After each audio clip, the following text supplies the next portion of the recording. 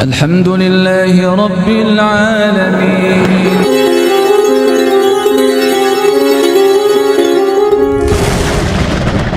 Terhadap sesuatu yang hak, kita tidak boleh ragu-ragu untuk membela yang hak dengan cara-cara yang ma'ruf.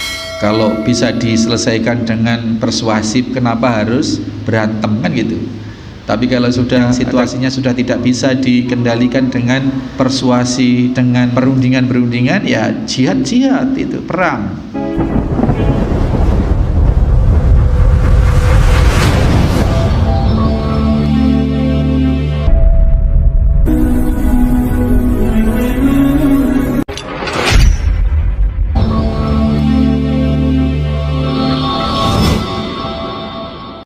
Bismillahirrahmanirrahim. Assalamualaikum warahmatullahi wabarakatuh. Waalaikumsalam warahmatullahi wabarakatuh. Innal hamdalillah nahmaduhu wa nasta'inuhu wa nastaghfiruh wa na'udzu billahi min sururi anfusina wa min sayyiati a'malina. May yahdihillahu fala mudhillalah wa may yudlil fala hadiyalah. Asyhadu an la ilaha illallah wahdahu la syarikalah. Asyhadu anna Muhammadan abduhu wa rasuluhu la nabiyya ba'dah. Allahumma salli wa sallim wa barik ala Muhammadin wa ala alihi wa sahbihi wa mawalah.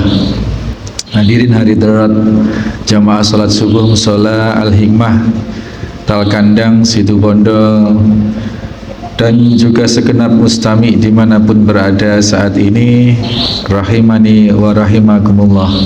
Itu diantaranya. Ya, terus kemudian isi hadis ini juga mengajarkan bahwasanya kita hanya akan kembali kepada Allah, hanya akan berani kembali kepada Allah, yakni meninggal itu kalau dengan membawa kebaikan-kebaikan. Ya, wala tamutunna illa wa antum muslimun. Janganlah, Allah pesan sudah, janganlah mati kecuali kalau sudah berserah diri kepada Allah. Artinya keselamatan orang yang mati itu hanya dijamin oleh Allah kalau dia sudah membawa rasa penyerahan diri kepada Allah, yakni muslim gitu. Kalau belum muslim, belum berserah diri pada Allah, nggak ada jaminan, nggak dijamin oleh Allah untuk selamat. Jangan berani-berani mati illa wa antum muslimun itu. Dan menunjukkan bahwasanya Rasulullah SAW mengakui bahwa Allah itu punya musuh-musuh di muka bumi ini.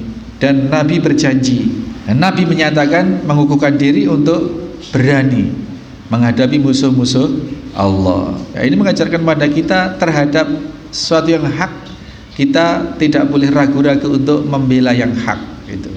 Membela yang hak dengan cara-cara yang ma'ruf, dengan cara-cara sesuai dengan situasi kondisi yang ada. Kalau bisa diselesaikan dengan persuasif, kenapa harus berantem, kan gitu.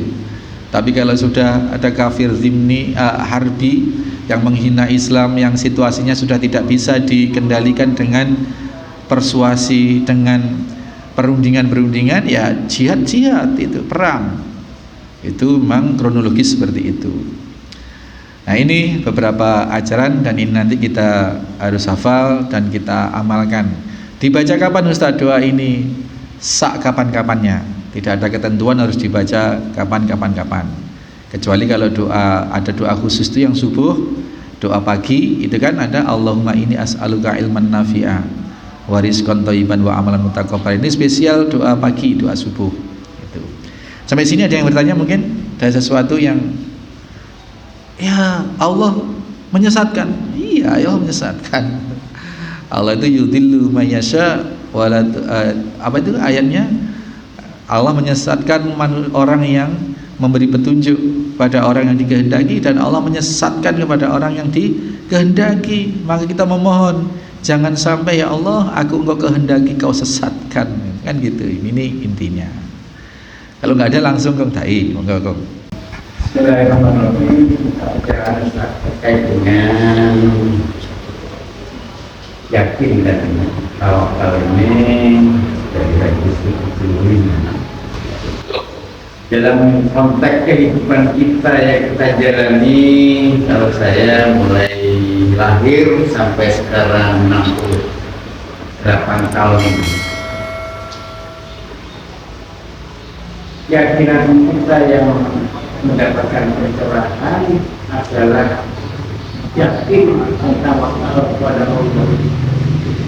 Kadang-kadang tingkat-tingkat perjalanan hidup ini yang saya rasakan ini mengalami ya kayak kejenuhan, malas atau apa, sehingga dari tokoh-tokoh banyak yang terkait dengan kita harus tetap yakin dan tawakal itu tergerus teman-teman, sehingga kayaknya masih dilakukan. Dan untuk tetap mempunyai keyakinan bahwa dengan tawakal kita selalu dekat dengan Allah, mohon kecerahannya. Terima kasih. Assalamualaikum warahmatullahi wabarakatuh. Waalaikumsalam warahmatullahi wabarakatuh. Gejala futur atau penurunan semangat di keimanan ini memang bahaya. Dan ini setiap kita kecuali Rasulullah sangat berpotensi untuk terjadi, karena kita ada korin. Rasulullah menyatakan sungguhnya setiap kalian ada korin, ada bangsa jin yang mengikuti dan selalu membisikkan kepada keburukan, kecuali terhadap diriku. Sesungguhnya semua kita ada korin, gitu ya, yang selalu membisikkan keburukan. Lalu para sahabat bertanya, apakah juga terhadap engkau ya Rasulullah? Iya, saya juga diikuti oleh korin. Tetapi Allah memberi pertolongan kepadaku, korin yang mengikuti itu tadi tidak membisikkan sesuatu yang buruk, gitu. Itu korinnya Rasulullah. Bangsa jin yang tidak membisikkan, tidak mempengaruhi kepada hal yang negatif. Nah, selain Rasulullah, yakni apalagi kita ini selalu dia selalu mencari celah, fa'alhamaha fujur. Di dalam jiwa kita ada potensi fajir, berbuat dosa. Ini yang kemudian terus diserang, diintai, diintip, diserang, diintai, diintip, gitu. Oleh karenanya kita minta perlindungan kepada Allah, diantaranya dengan doa-doa kepada Allah Subhanahu Wa Taala, gitu ya. Yang paling pasti kita memohon, karena seberapapun dahsyatnya korin yang mengikuti kita, kalau tidak ada izin dari Allah, kalau tidak atas kehendak Allah, juga tidak akan bisa menjerumuskan kita. Maka kita minta kepada Allah dengan doa-doa, diantaranya doa yang diajarkan oleh Nabi Sallallahu Alaihi Wasallam. Ini tadi diantaranya doanya. Kemudian seperti biasa, bagaimana kita memelihara supaya tidak futur, ya kita lebur-lebur ke orang-orang sama-sama lebur kong, seperti yang tempo-tempo lalu, seperti itu memang. Dan kalaupun kita ingin misalkan bertempat tinggal, menempati satu lingkungan, kita melihat lingkungan itu, bagaimana lingkungan itu kita sesuaikan. Kalau di situ lingkungannya main judi, ya kita tidak tinggal, tidak cari kontrakan, tidak kos, atau tidak beli tanah, tidak bangun rumah di situ. Itu diantara ikhtiar kita, bagaimana kita menjaga keistiqomahan, keyakinan kita itu. Jadi banyak berserawung, berinteraksi, berurusan dengan orang-orang yang sama-sama soleh. Itu diantaranya Gongge. Dan tadi ada terakhir, kalimat yang terakhir yang belum kita sampaikan adalah bahwasannya setelah Rasul minta perlindungan dari Allah dari kemungkinan disesatkan oleh Allah, dilanjutkan antal hayyul ladzi la yamut. Ya Allah, engkau sesungguhnya yang maha hidup dan tidak akan pernah mati. Wal jinnu wal insu yamutun. Adapun jin dan manusia, sehebat-hebatnya, seperkasa-perkasanya, semua itu kelak pasti akan mati. Ini mengukuhkan bahwa disitulah keperkasaan Allah, keutamaan Allah sebagai zat yang hanya patut, sebagai zat yang patut, yang hanya disandari, tidak boleh bersandar pada manusia maupun dari kalangan bangsa jin, bahkan malaikat sekalipun tidak boleh disandari. Nabiullah Ibrahim alaihissalam ketika hendak dinyalakan api itu dibakar di lapangan, Namrud ini mengerahkan orang-orang rakyat Babilonia, semua harus ke lapangan, ke alun-alun kota membawa kayu bakar sak pondong. Bayangkan rakyatnya berapa. Akhirnya sedemikian menumpuk tinggi kayu bakar itu, dan di saat itu dinyalakan, malaikat datang. Wahai Ibrahim, kau mintakah pertolongan padaku? Ayo, aku harus bagaimana? Kamu sampaikan kepadaku, kamu akan saya tolong. Nabiullah Ibrahim gimana jawabnya? Enggak, saya tidak akan minta tolong kepadamu wahai malaikat, karena engkau makhluk, aku juga makhluk. Aku hanya akan minta pertolongan kepada Allah Subhanahu wa taala.